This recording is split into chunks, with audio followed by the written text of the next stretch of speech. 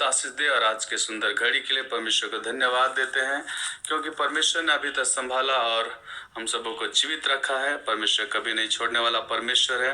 और आइए मैं आपको परमेश्वर के वचन के द्वारा उत्साहित करना चाहूंगा कि परमेश्वर ने कैसे हम सबके जीवन को अद्भुत रीति से संभालता है और सुरक्षा देता है, और हर खतरे और मुसीबत से, हर संसार के बातों से वो छुड़ा कर, संसार के हर एक चीजों से वो हमें बचा कर रखता है।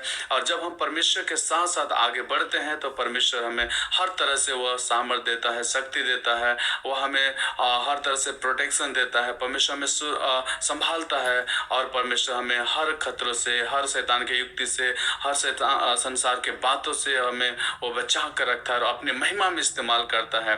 और बाइबल इसके विषय में बहुत अच्छे तरीके से कहता है कि जैसे यशायाह 41:10 में हम लोग पढ़ते हैं, वचन कहता है कि मत डर, क्योंकि मैं तेरे संग हूँ, इधर उधर मत आ, क्योंकि मैं तेरा परमेश्वर हूँ। मैं तुझे दृढ़ करूंगा, मैं तुझे सहायता करूंगा और अपने धर्म में देने हाथ से तुझे संभाले रहूंगा, कहता है। हाँ मेरे प्रियो, जब हम परमेश्वर के साथ रहते हैं तो इस प्रकार से परमेश्वर हमें कभी नहीं छोड़ता है। और सचमुच में जब परमेश्वर में हमारा जीवन और भी आगे बढ़ता है तो प्रभु हमारे साथ साथ चलता है। परमेश्वर को धन्यवाद हो। और इसलिए आप चिंता ना करें या ना डरे ना घबराए। परमेश्वर आपको हमेशा अपने साथ लिए चलता है। और कई बार ऐसा लगता है कि हमें कोई नहीं पूछ रहा है, हमें हमारी ओर ध्यान नहीं दे रहा है, हमारा कोई सहायता नहीं कर रहा है, हमारा कोई ख्याल नहीं रख रहा है। कई बार ऐसा लगता है मेरे प्रियो। और हम लोग अपने जीवन में फिर हम लोग निराश होते हैं, हताश होते हैं, और कैसे डिप्रेशन में जाते हैं। कैसे चीज़ों को जब आती है समस्या, तो हम जब अपने जीवन में देखते हैं कि किस प्रकार से दुख और पीड़ा है, तो हम लोग बहुत ही घबराने लगते हैं। लेकिन मैं कहना चाहूँगा मेरे प्रियो, जो यीशु मसीह पर विश्वास करते हैं उनके लिए अद्भुत है कि वो परमेश्वर उनके साथ है। और बाइबल कहता है, और हम लोग मत्ती रचित सुसमाचार 28 अध्याय में भी हम लोग देखते हैं, उसका आखिरी में कहता है कि वो जगत के अंत तक सदैव वो तुम्हारे साथ रहेंगे। निश्चय परमेश्वर आपके साथ रहेंगे और वो कभी नहीं छोड़ेंगे। सो परमेश्वर का धन्यवाद हो। और आज के सुंदर घड़ी के लिए धन्यवाद देते हैं।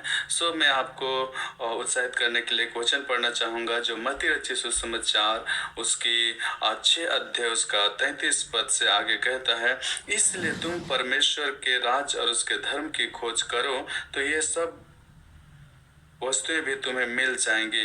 अतः कल की चिंता ना करो, क्योंकि कल का दिन अपनी चिंता आप कर लेगा। आज के लिए आज ही का दुख बहुत है। हाँ मेरे प्रियो, परमेश्वर का वचन हमारे जीवन के लिए अद्भुत है और वो हमें सामर्थ देता है। वचन कहता है कि सबसे पहले तो परमेश्वर के राज और धर्म की खोज करो, है ना। कई बार हम दुनियादारी की चीज़ों की खोज में, दुनिया की बातों में, दुनिया के वस्तुओं की खोज में हम लगे रहते हैं।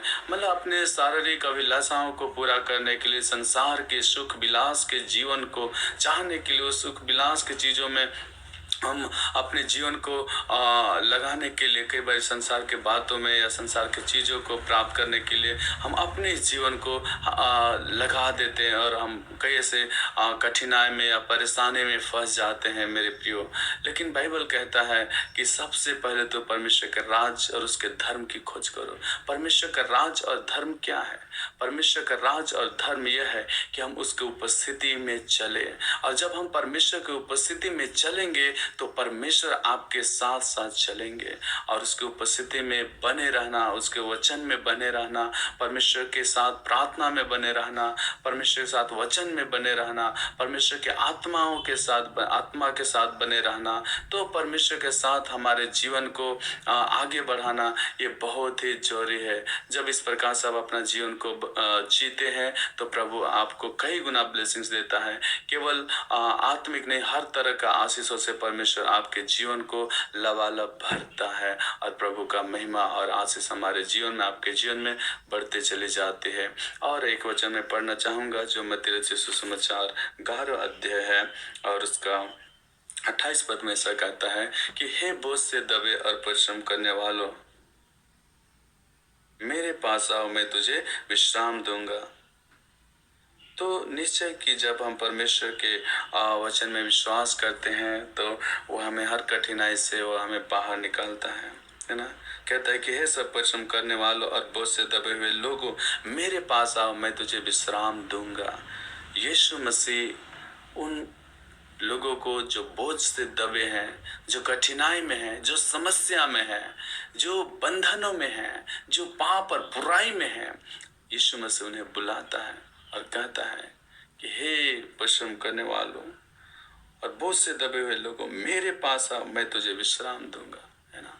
इस प्रकार से परमेश्वर का वचन हमें कहता है, और जब हम वचन के अनुसार अपना जीवन को लाते हैं तो निश्चय प्रभु का आशीष को प्राप्त करते हैं। सो परमेश्वर का अनुग्रह आपके साथ हमेशा हमेशा बनी रहे और प्रभु की महिमा होती रहे। सो आप परमेश्वर के वचन में विश्वास करें और अपना जीवन को और भी प्रभु में आशीषित बनाए और प्रभु को महिमा दे। सो परमेश्वर आपको बहुत आशीष दे। Thank you. God bless you.